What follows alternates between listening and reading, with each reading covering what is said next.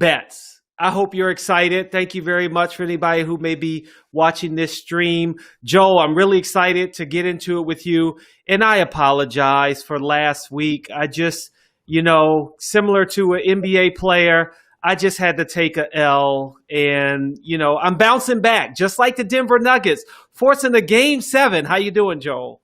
I am doing well, and I got to say, I sit here at the basement of the betting bunker, humbled before you. You see, I was a professional set builder and production designer for 10 years, and for Ralph Lauren, for Target, Under Armour, you name it. And in my career, I didn't accomplish anything as good as what you did at Kinko's over the past few days.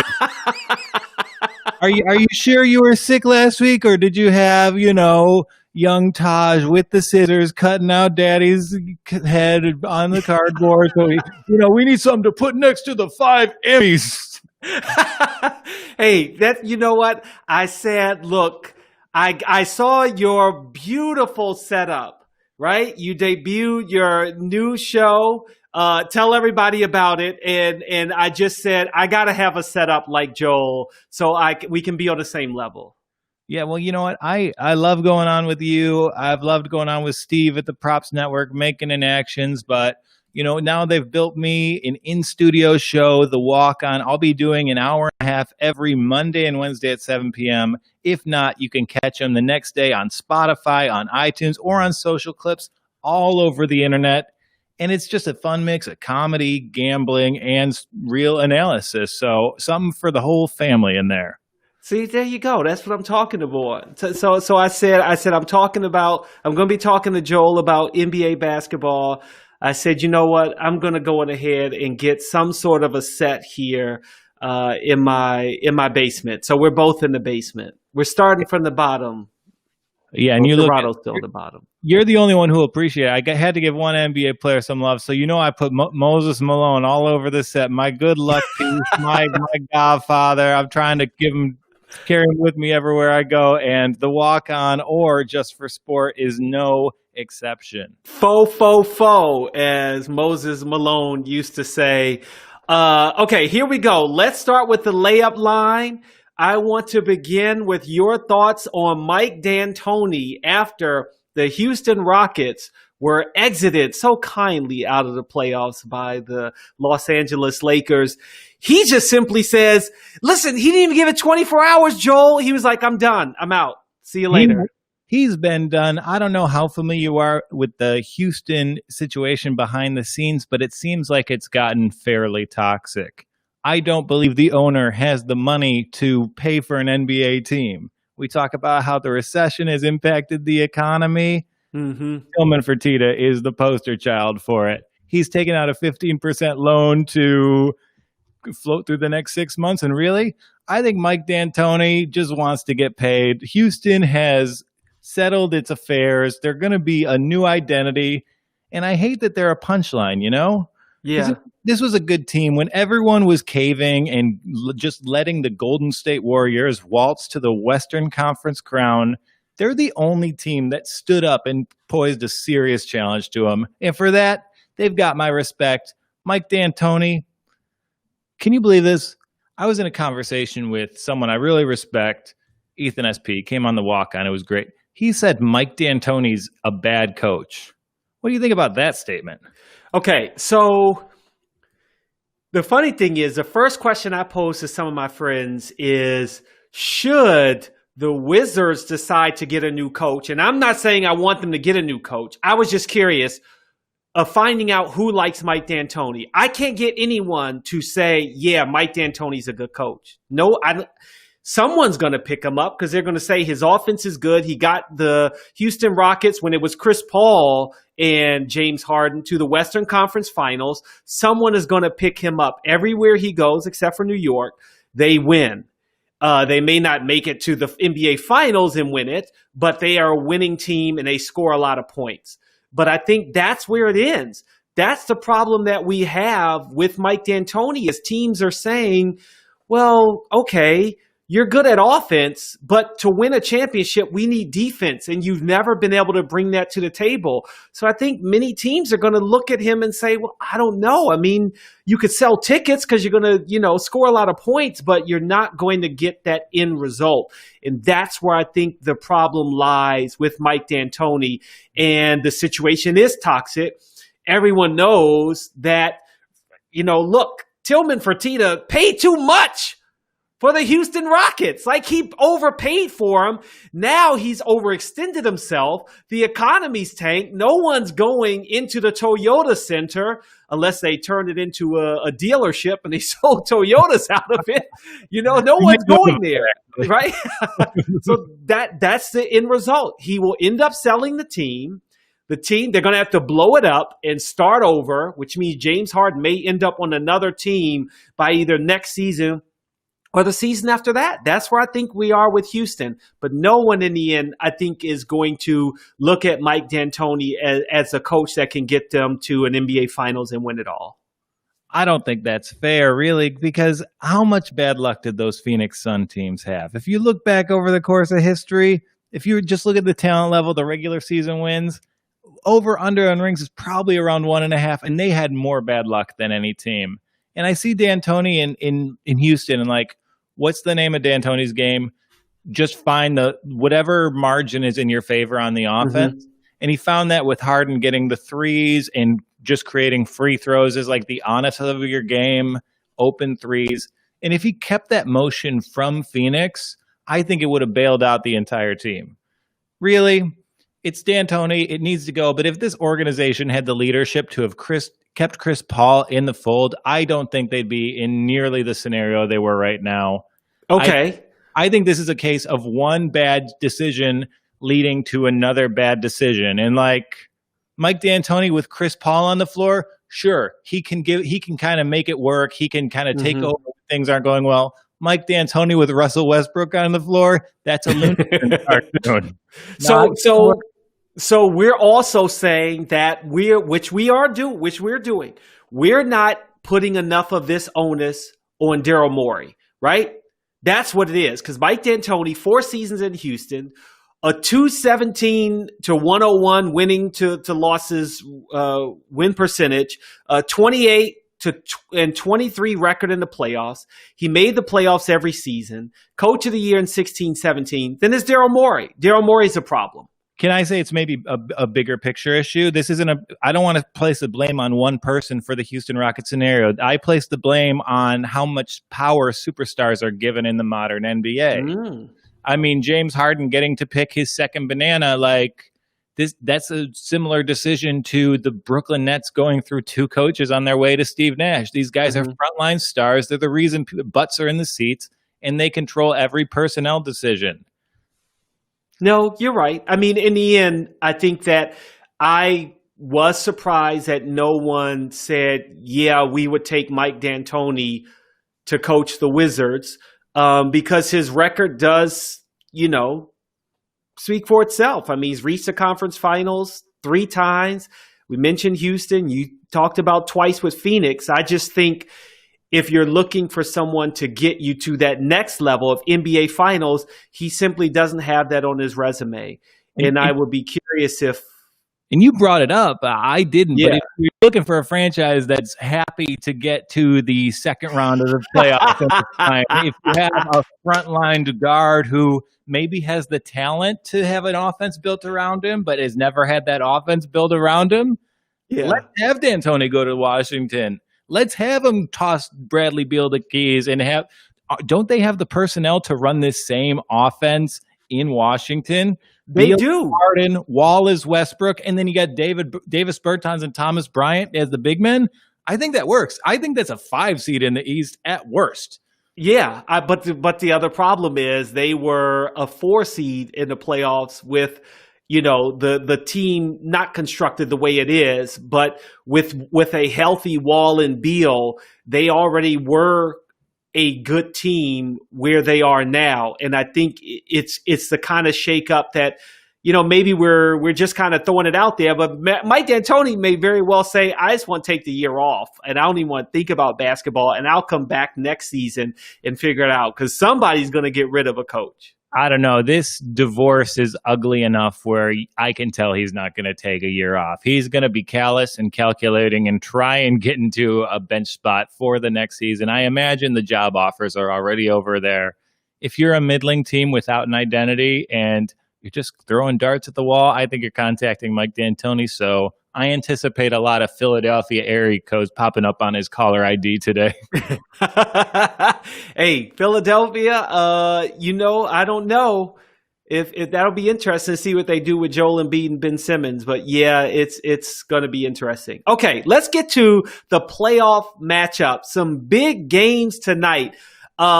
We've got Boston versus the Miami Heat in game 1 at 6:30, followed by game 7 between the Denver Nuggets and the Los Angeles Clippers. Let's start with that Miami Heat, Boston Celtics matchup.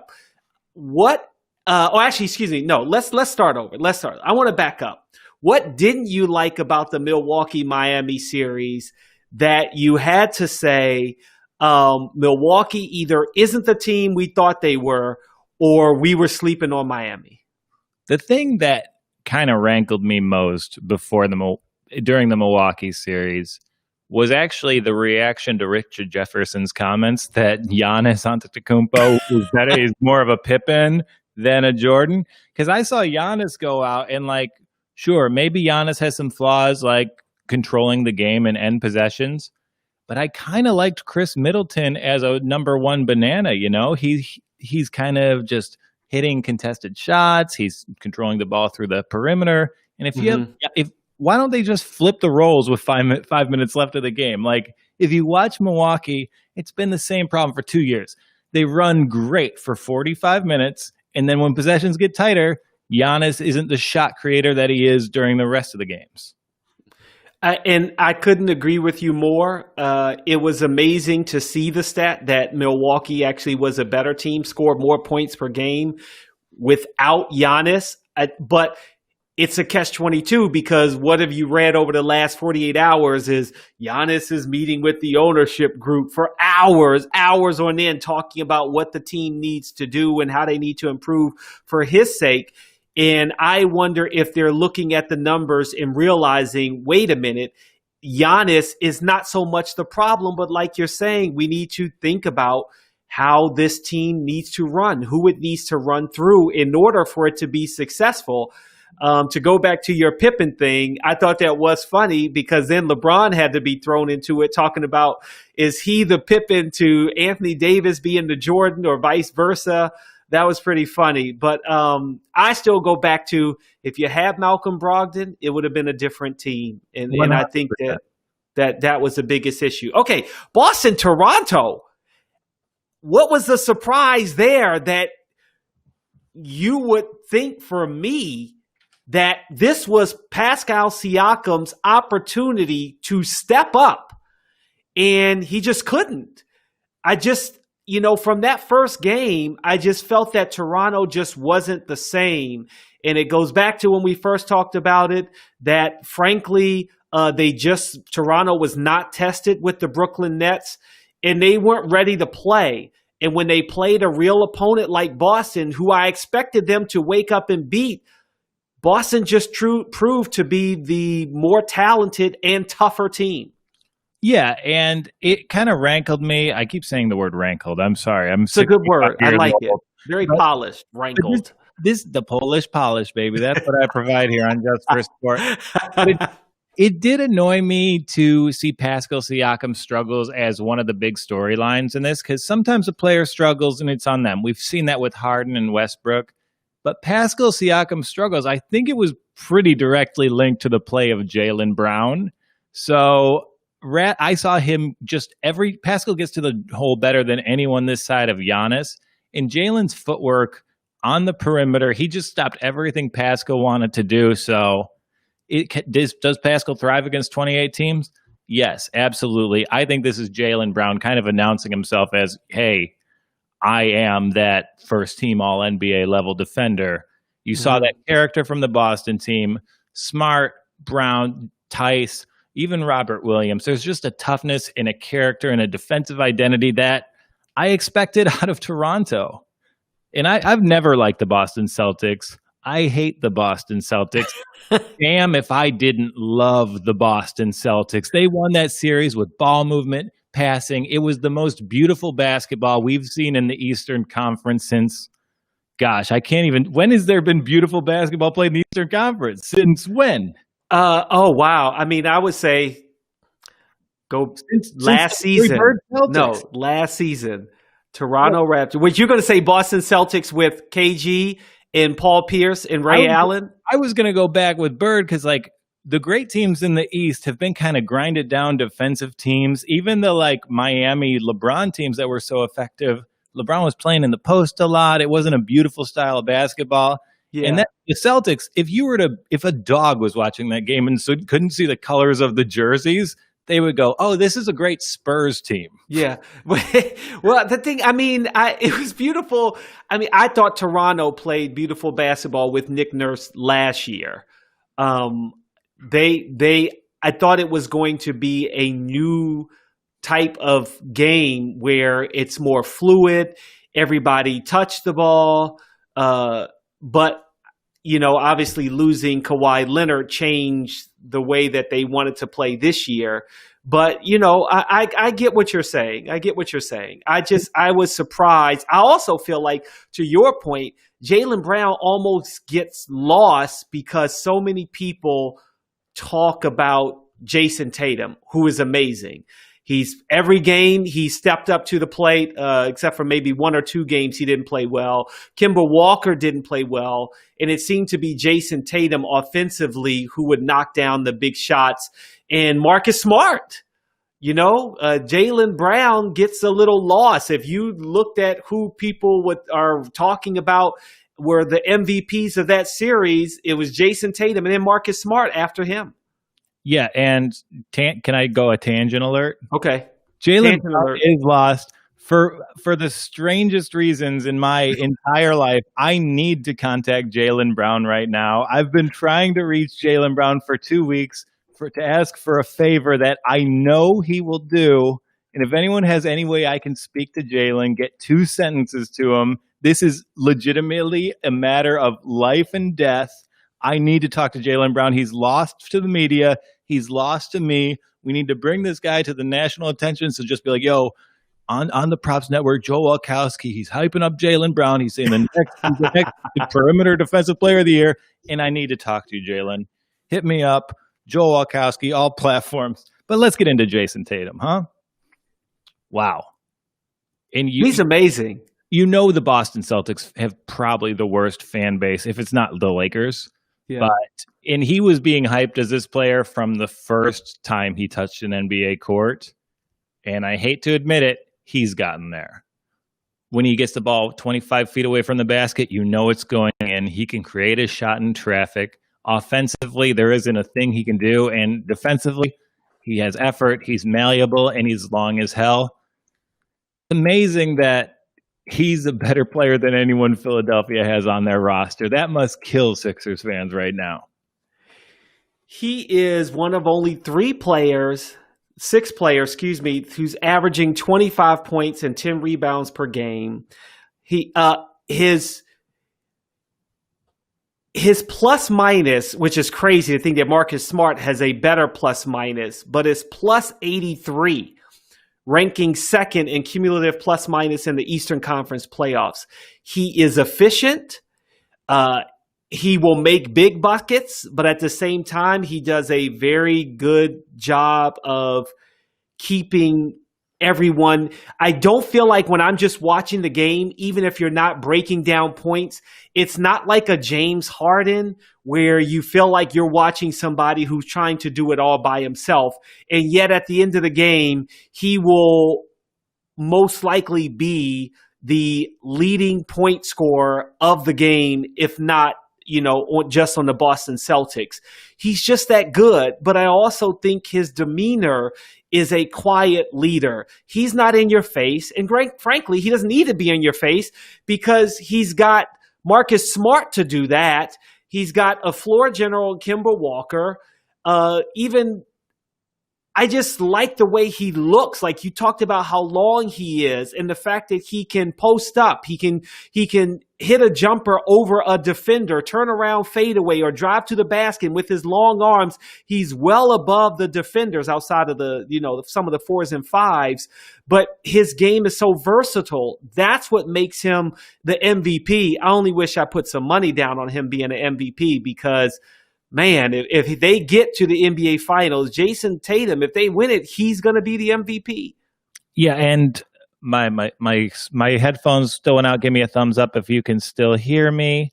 But, Jason Tatum, there is this thing where it's like there's the top shelf of rarefied talent when you're starting to see that the physical package is being turned into a machine to generate shots. And unlike Giannis, who kind of careens to the basket, Jason Tatum uses his length and athleticism, but when he kind of gets people off, he's so much taller. His vision, he's able to see the court better. Like that pass, I know they lost the game 3 when Kyle Lowry made the best pass in NBA history, and I know he made a great play before that, but coming down, 30 seconds left, there's an offensive rebound. Jason Tatum gets it, one hands it to Brown. Beautiful pass. That's a play only like Bird, Magic, Jason Kidd, and Steve Nash make. Like absolutely top shelf superstar play. Let's go on the other side. We got the Miami Heat who just destroyed the Milwaukee Bucks.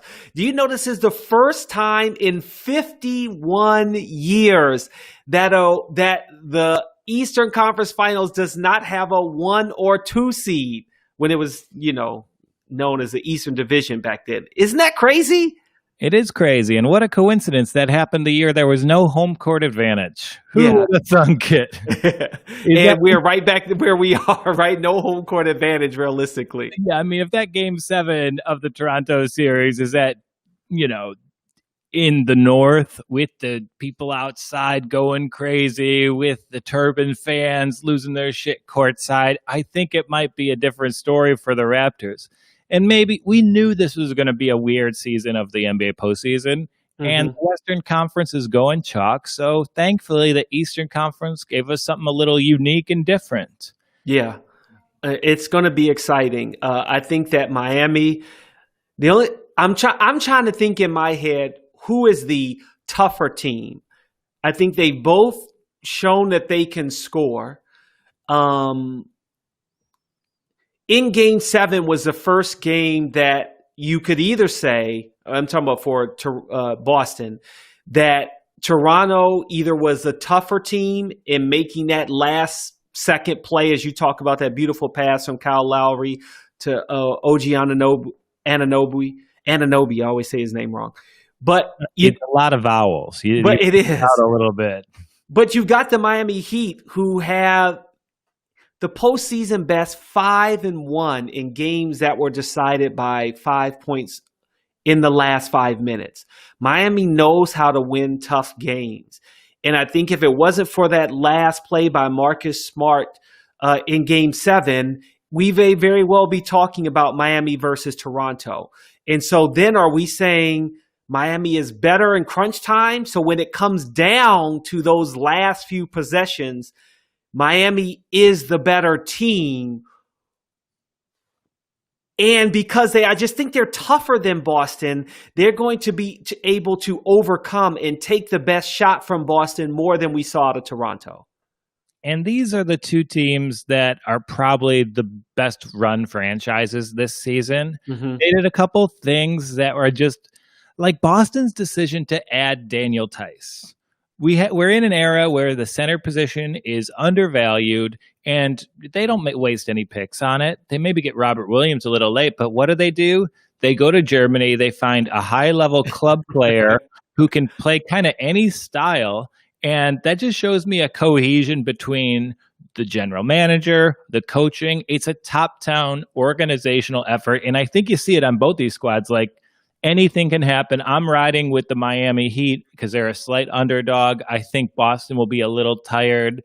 And I think there might be a little bit like we saw KG wear the Kelly green and intimidate opposing teams that were a little young, a little insecure, and it's going to be so fun to watch Jimmy Butler get his claws into Jason Tatum.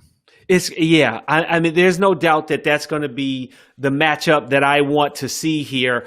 The Miami Heat, the other thing is they have outscored their opponents by 8 points per game, 8.3 to be exact, from 3-point range, the second biggest differential in the playoffs. And that's something that Toronto did not do well against Boston. And they're also the best fourth quarter team, plus 20.8 points per 100 possessions in the postseason. So Miami knows how to win with the three. And I think that was Boston's killer. I mean, like, it was a 3-pointer. I think that really, Toronto couldn't make them, and Boston made enough of them in those blowout wins where they were just, on fire. And I think that's where, it's a little more even. And I think it will, as you're saying also, it's going to come down to Jimmy Butler versus Jason Tatum. Yeah, and we've seen Boston kind of like surprisingly win the big man battle against Toronto. Surprisingly win the big and so, we go to Miami and like they're throwing out Adebayo, Kelly Olynyk, and I don't know if the Boston Bigs can necessarily match that. I like Miami because I think the rosters are very similar 1 through 8, but I think Miami's a little healthier. Their roster's a little deeper, and I think they probably have the best player in the series if we're counting intangibles. Yeah, it's going to be fun. I am also, if we're going to the prediction side, I am picking the Miami Heat. I think that Eric Spoelstra has been here before. He knows how to win. Jimmy Butler is eager to win along with the Miami Heat. I think you've got a player like Tyler Hero, who is coming out of nowhere, averaging almost 15 points per game as a rookie. You want to talk about young talent as we talk about Jaylen Brown and Jason Tatum. Tyler Hero is proved to be an amazing young talent, along with, as we talked about, some when we first were doing this show about Nunn, if he was going to be in the mix. He's doing all right, but I think Tyler Hero is the one that has really surprised everybody, and I think Miami will win it. But I think they'll win it in 7, though. I got Miami in 6, and like Boston fans, cheer up. If you don't see the Celtics go to the finals, you'll see the whitest team in the NBA go to the finals. So I think you'll enjoy cheering for Kelly Olynyk, Duncan Robinson, Tyler Hero, Goran Dragic. And come on, I got to bust your chops a little bit on this. Can you come out of nowhere when you also come out of Kentucky, the greatest basketball factory? Tyler Hero was such a good basketball prodigy. Like, his life was threatened when he decided not to go to Wisconsin. So I think that sounds like a blue chipper to me. Because you're right. He did come out of Kentucky, but there's so much talent that comes out of Kentucky. How can you not get lost even when you play for Kentucky? Like, you got to share the ball. And I like that strategy of Miami. They have all the Kentucky guys you don't necessarily think are Kentucky That's what it guys. is. Yes, that's what it is. Like, maybe having the third best player on the Kentucky Wildcats is a very good organizational strategy. These guys are developed better than anyone else. You only look at the number 1 players. So, yeah, go for the third best player from Kentucky. It's paying dividends for the Miami Heat. That series is going to be freaking awesome. Cannot wait to see it. I can't wait to see it either. What I also want to go to is the big Game 7, where Doc Rivers said, I don't need a pregame speech. We know what's going on here. But how could you not fall in love? Even though I know you picked the Clippers, Joe, how could you not fall in love with the Denver story? This could be the second straight series that they'd have come back from 3-1 to advance. I mean, that's amazing. And Jokic, he's the MVP. He's proven that he's the MVP. It's amazing. The best passing big man in the game. I predict he's going to have a triple-double tonight. And unless playoff P, right, we called him WAP, unless he's going to have that wet-ass Paul shot, I don't know. This might be Jamal Murray scoring another 50 5 points. He may have his best game tonight with Jokic in the triple-double beating the Clippers. That's very cute. I'm glad you think that. That'll be a beautiful bedtime story to tell your son tonight. There once was a team with an overweight Slavic center and an undersized shooting guard and a swingman who didn't believe in COVID. No. We know history. We know how the NBA plays out because it kind of follows the same template. When an inferior team brings a superior team to get 7 games, they get pasted in the finale. I got clipped by 40. I think the best player of this generation is not Nikola Jokic. We both know he's lining up for Los Angeles. Claw, baby. I don't care about 2 blown leads. I don't care about 2 blown games. I care about the better odds I'm getting for the Clippers against the Lakers next round. Love to see it. I can't wait. I get a little bit more juice on that transaction. And gosh, I do just want to, I know that Doc has blown these leads so many times, though. That's my biggest concern. He coaches a 3-1 playoff series the way Matt Patricia coaches every game for my Detroit Lions. Detroit. Oh man, you don't want to go there. Oh, we could talk about that. Okay, we're not going to go to football. Oh my gosh. We got a streamer saying he's taking the Nuggets tonight. I'm on Clippers -7.5. I am on Miami +1.5, 1 unit on each, and then I'm 4 units on Miami for the series +115. That's where I'm spending my money, Dexter. Dexter, what's up, Dexter? Thanks for joining us. He said, LOL at still seeing the whitest team in the NBA go to the finals. Listen, Joel, the Clippers are scared. Come on. They have had 3 games to close this team out. 2 games to close this team out. Yes, they could do it in this 3rd game, but I don't know. I like, the momentum is in Denver's favor. Help me out here, Dexter. Come on. Do the Clippers feel fear? Because I know Kawhi Leonard is a cyborg. I know he had a bad game 6, but in this sort of situation, you got to go with the best player in this series. That will be Kawhi Leonard for me versus anybody. Denver's a great story. I think they're maybe the team that Dallas is advertised as because you have this kind of glut of aging contenders. Clippers, Lakers, I'll throw the Warriors in there because I think they'll be back next season. But within 2-3 years, those teams are gone. And is there a better group of building blocks than Michael Porter Jr., Jamal Murray, and Nikola Jokic? That's a big 3 for a title team, I think, if you do the right moves. Yeah, and I love a long shot, so of course I'm going to pick the Nuggets. But before we actually get into the prediction, and we're going to go over the line and some prop bets for players, BetMGM Sportsbook is live for legal betting in Colorado, Indiana, Nevada, New Jersey, and West Virginia. Are you betting on the NFL or NBA this season? How about the U.S. Open, huh? I called Naomi Osaka at least. Take some of that action to BetMGM. Why? Because for a limited time, BetMGM has a special signing bonus for the Props Network listeners and viewers watching us on Twitch, YouTube, and Facebook. All you have to do is create a new account at BetMGM and use code JustSport200. That's right. This is just for sport. To get a 100% match on your first deposit up to $500. That's right. Just enter code JustSport20 and up to $500 bonus bankroll is yours. Then you'll enjoy all that BetMGM has to offer, like earning $10 free bets every week in the Money Monday Club, multi-sport parlay boosters, and the new Edit My Bet feature that allows players to change their bet tickets after they are submitted. So I'll do that after Game 7 starts, and the Clippers will jump out to a 11-5 lead. That hasn't been a problem in Game 5 or 6. They love blowing those leads. So try BetMGM with code JustSport20 now while the offers last. Remember, you must be 21 or over to bet. And if you or someone you know has a gambling problem, call gambler. All right. Joe. We got a hot one. The Clippers in blown leads. It's the most things blown in the NBA bubble this side of Daniel House's room.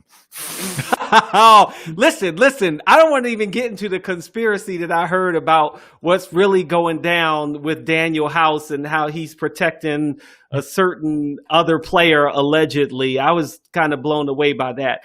I don't know this conspiracy. Can we get into this? I don't know if we're ready for this on live. I like the Daniel House pickup line game. There's an extra U in my name. How about an extra U in my room? No, the rumor has it that maybe, I mean, it would be one thing to not be able to play without Daniel House. But there are a few other starters on that team that you probably don't want to have to lose when you're trying to beat the Los Angeles Lakers. So, Daniel House, take one for the team, please. If you're not going to give me the conspiracy, give me a little charades. There's only 2 stars on that team. All you need to do is it Westbrook? No, Westbrook's it's got to be Harden. Harden's the guy in trouble. It's weird. The Beard nickname takes on a different meaning today. The drama. Who is it? Okay. You touched your chin. I know who it is. Oh, you know who it is. All right, let's get into these lines. Miami Heat, Boston Celtics. You can get the Heat at +2 at -110. Obviously, you can get the Boston Celtics at -2. Over under at 209.5 on BetMGM. You're going over under. Celtics unders hit. That was an interesting series. The away team won every game, and I think the under hit maybe 6 times in that series. So the Celtics have shown a huge propensity for going under this postseason. I think that continues, and Boston's tired. Miami's coming off a layoff. I think you'll probably see a kind of sloppy first half before we get a prize fight in the second half. Money line +110 for Miami, -134 for the Heat. For the Celtics, excuse me. Yeah, I looked at that. If I'm betting the series, I've got no problem. I'll just take the 1.5, 2 points with Miami. I've got no issue. Then, if I can recoup a little bit of my investment if Marcus Smart hits a last-second shot. Man, Marcus Smart just might play against this Miami Heat team and figure out, wait a minute, there's a whole team full of guys like me? I should go back to that locker room. Hey, listen. Okay, if you are taking the underdog here, right? Yep. If you're taking the Heat as the underdog, and you want to bet the series, what do you say? You say it's going 6-4-2.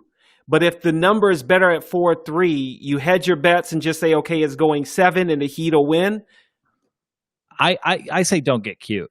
Picking an exact game thing, I only like that if you're picking a sweep. I've had good luck in the past picking Warriors or Cavs sweeps when they play the Raptors. But, do you really want to, if you're right in your heart of hearts and Miami is the better team, do you really want to just lose that bet because of 6 or 7? No, put the unit down on the series now. Don't get cute with it, because if you pick a side, then you have a rooting interest in the entire series. I don't bet to make money, I bet to have a good time, and placing a bet on the entire line of the series is so much more enjoyable than betting on the game's outcome. Okay. I'll take that. Game 7, we're talking about one game. We got Denver at +7.5, -110. Over under at 207.5 at -110. Money line Nuggets at +260. Clippers at -335 on BetMGM. I think the money line, the over will hit just from the Clippers. I have Clippers 255, Nuggets 67. No. I feel like I'm an old Bears. I just think the Clippers are going to lock them down. They have that perimeter defense, and I think Daddy will be home tonight. Jokic, it's been a very cute story. Jamal Murray, he's entered the hearts of Canadians everywhere. The road is over. This NBA season, let's follow the narrative. It's always been headed this way. Clippers versus Lakers for the battle of the Staples Center, 3,000 miles away. It's been preordained. We're getting it. Have your money on the side of destiny. Who do you think will be the top scorer of the game? It's mostly been, at least for the Clippers Nugget series, it's mostly been Kawhi Leonard. We can get him at 31.5 over or under, at -121 over, -106 under. I'm going to go under. It's hard for me to envision a situation in which he plays during the fourth quarter. Like, you're going to be up 45. You don't want to play Kawhi. He rests anyway. Wouldn't it be so funny if the Clips just load managed him anyways? Like, nah, we got to get this guy ready for next season. Well, your next season. I was going to bring that up earlier. I was like, it's funny because there hasn't been a game. Well, granted, I know in the playoffs he would not allow, Kawhi to say, hey, I need rest. But I do think that it would have helped them, for a player like Kawhi who believes in load management, to have closed out the series earlier. And I'm sure now that he has to go into a game 7 before facing the Lakers, he may not be, I don't want to say he's not 100%, but it's not his style to not have a day off or two. And all of the NBA and fans out there can thank Kawhi Leonard for starting load management, basically. Yeah, Uncle Dennis says he can only play 12 minutes tonight. You got to just talk. That's what's going to happen. And I'm omitted to talk about the Boston-Miami game. Kemba Walker has struggled. He struggled to score points throughout the series, been up and down. You can get him at 19.5 points, -121 for the over, -106 under. What do you have Kemba Walker at? I have the under there. Kemba has kind of we know the knee is a little bit messed up, and we actually saw a lot of success in him drawing attention and then passing the ball out, and like that's kind of led Boston to have like a really wonderful, efficient offense that I was talking about earlier. Mm-hmm. So I kind of like Kemba as more of a distributor, with Tatum becoming a better version of Carmelo Anthony. I would say he got those Carmelo like black eyes too. Jason Tatum, stop paying attention to the referees, young man. Did you watch during Game 7? Pascal Siakam got a putback dunk to get Toronto within 2 because Jason Tatum started arguing a call during a play. Yeah, come on, Jason, you're too good for those kind of mistakes. Yeah, he's going to grow up. I'm sure that Brad Stevens, that was one of the things that if they do look at film, he's going to go back to him and say, hey, you got to stay focused here, because that they could have basically lost the game that way. Okay. Can I make one point? Sorry, I don't mean to cut you off. I've been watching the NBA religiously since the 93 season. It's better in every aspect except the players' relationship with the referees. I think it's over the line. I think the play is now done in a large part thanks to Harden and the Rockets to manipulate the referees. And now it's been effective for guys like LeBron, Harden, Steph to bitch at the referees. And we're seeing this younger generation emulate it. Okay, so here is the problem that I think is I agree with you. My thing is there are too many players that either as fans or as media, we've put on a star pedestal, because stars have always gotten treatment. I mean, go back to Larry Bird, Magic Johnson, Michael Jordan. The stars get the calls. But now in the NBA, there are so many players that think they are on that level, that they are stars. So yeah, they're complaining more than what they've done in the past. And maybe, I'm not going to act like we know the statistics. Maybe the refs have swallowed the whistle more than in the past, that they would have thrown out a player or given them a quick technical at the beginning of the game because they're a star. When realistically, there's one thing to say you're a star. Jason Tatum is a star, but is he at that next upper echelon of player? Yeah. No, I would say he shouldn't be there. I think he's a top 15 guy. He's going to make an all-NBA team this year. He's the best player on a team in the conference finals. and that's the second time that's true in 3 years. I don't see a metric by which he isn't one of those top stars. Like, are you to call Embiid one of those top stars? You're starting a franchise. I know you're going to get kicked out of Pennsylvania, but I still know you're going to pick the right guy. Yeah, but I guess in my mind, if you're saying you're getting preferential treatment, then it should be okay for him to argue with the rest. Maybe not in that situation, but it's okay if he is a superstar, because we have seen superstars do that forever. That's how they get the calls. That's how they get to the line. That's how James Harden, half of his 40 points will come from free throws. And I just think it's the next thing the NBA needs to address to be a great product. I think it's becoming a little bit of a black mark on the thing we watch every day. And I would just like to see them get it in order over the off season. Yeah. Well, I'm fine with it. Control. Yeah. Okay. So you've got the Clippers winning tonight. Who do you have winning game 1 between Miami and Boston? Boston looked really winded. That was an incredibly tough series. So I imagine Miami is going to come out and just they have the second half legs that Boston doesn't have. In that game, I also like Bam Adebayo over 10.5 points. I think he's quicker than any big that Boston can potentially throw at him, and I like that. Okay. All right. There you have it. Let's go with our last second shot. I hope you noticed this on the rundown. Pau Gasol named his daughter after Kobe's daughter, giving her the name Elizabeth Gianna Gasol. Is there a player that when you have your firstborn, Joel, you are going to name your son or daughter after? And if so, who is it? You're not ready for Andrea Drummond-Walkowski? Whoa! Andrea Drummond-Walkowski. So the first thing I think about is the 3 letters. And, basically Elizabeth Gianna Gasol is egg. I don't know if they paid attention to that to realize that, laid an egg. I mean, there's so many ways you can go with this.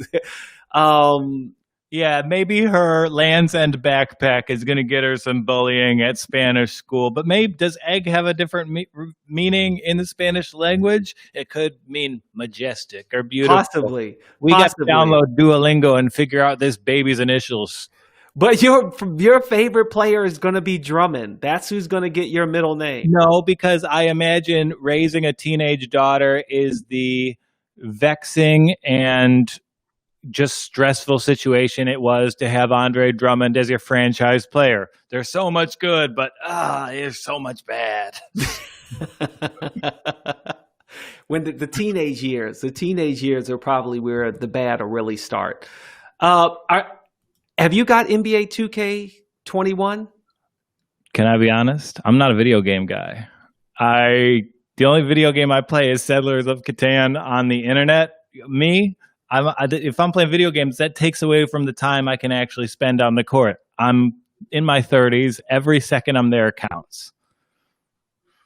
Okay. Dang, you seem disappointed in me. I'm sorry. I just thought maybe you would play. Okay, fine. You don't play. But are you excited or at least understand the excitement that comes from NBA 2K21? Absolutely. And I've played the game. I'm familiar with it. I have a PlayStation, but I use it more for HBO Go than for NBA 2K, which I have. And that's the best. That's why people love James Harden. James Harden's release in the 2K games is going to make him great for anybody. Yeah. I find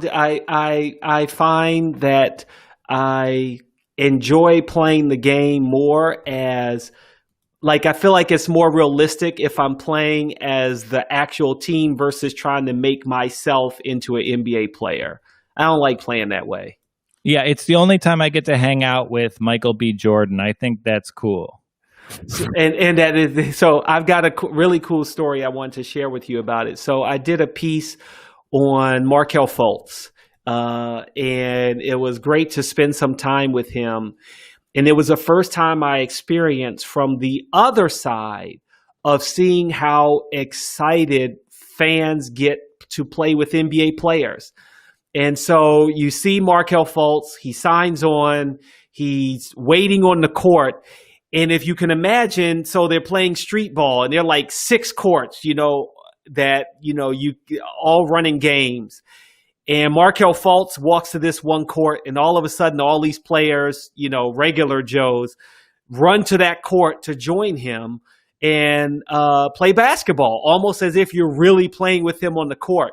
And so, we sat there and watched the game, and then it just became a game. It's like, yo, pass the ball, I'm open, good shot, da-da-da-da. But after the game, to hear his teammates who were non-NBA players be like, yo, that was so cool, man. Thanks. I wish you the best on the season. We'll be rooting for the Orlando Magic. That's the beauty of what I like most about the way games are played today. That you actually get to play with these NBA players and just whoever's playing, if they're NFL star, movie star, Jamoke and Joel from Just for Sport, right? Whatever the case may be, I think that's cool the way you get to interact. Yeah, and I mean, if you're going to make a Joel from Just for Sport, do it. Making my hair is so easy in that game. That's no time whatsoever. You don't have to scroll through 100 hairstyles. And you know what? Call me an old fogey. I understand the relationship between young people and NBA 2K. It seems like there's a lot of ads going through a PlayStation game. I already paid for this thing. I bought the console. I bought the game. Why am I still getting advertisements? Can we turn off the capitalist machine for just a second here? Yeah. Let me just play as James Harden in the all-time Rockets, chucking threes and passing it to Yao. I understand that. I understand where you're coming from. Hopefully, we're going to play, Joel, because I think I'm going to bring you around to playing NBA 2K21. Hey, if there were 26 hours in the day, I would be right there with you, my friend. You can. We'll play a 5-minute game. Let's play a 5-minute game. If we can do it, maybe we'll play live on one of these.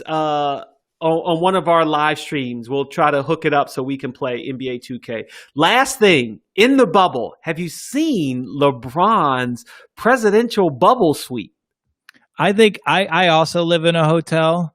I think I had a superior setup than LeBron for Sunday football. That's all I want to say. I know we've had about the same amount of monitors. Both our teams lost.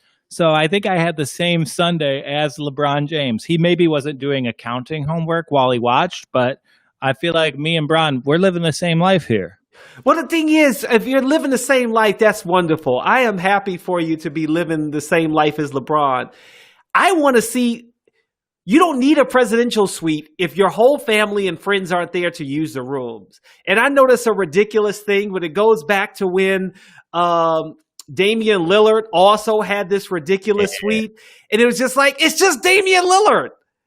Like, when it's one, I'm saying for it being one person, it just seems like such a waste of space. Yeah, but it's not like these hotels are used anyway. And you know what? LeBron James is 6'9". He needs that king size bed for King James. So give him the presidential suite. And you know what? Who's more presidential than LeBron James? Touche. Yeah, right. They should rename that the LeBron James suite just so it has some prestige. Maybe they will, because I'm sure now when Disney does open and the bubble is over, how much you want to bet they could make more money by saying such and such player was in this room? Oh, yeah. I mean, I can't imagine. I'm going to spend my wedding night in the room Thomas Bryant Daniel House's room. Oh, my. You want to be in Daniel House? Oh. I mean, people in Joshua Tree, California, they go and stay they pay so much to stay in the room that Graham Parsons died in. I would probably pay $500 to stay in the room Daniel House got kicked out of. There you go. That's a great way to end it. We're getting kicked out of this live stream. I appreciate it, Joel. I enjoyed it once again. We always have fun. We do. Thank you very much, Dexter Henry, for sending in the question, participating. Really appreciate it. Thank you very much for everyone else that's watching Just for Sport here. NBA Bubble Bets with Joe Walkowski, Just for Sport. You can get it on iTunes, Google Podcasts, Pandora, Spotify, anywhere.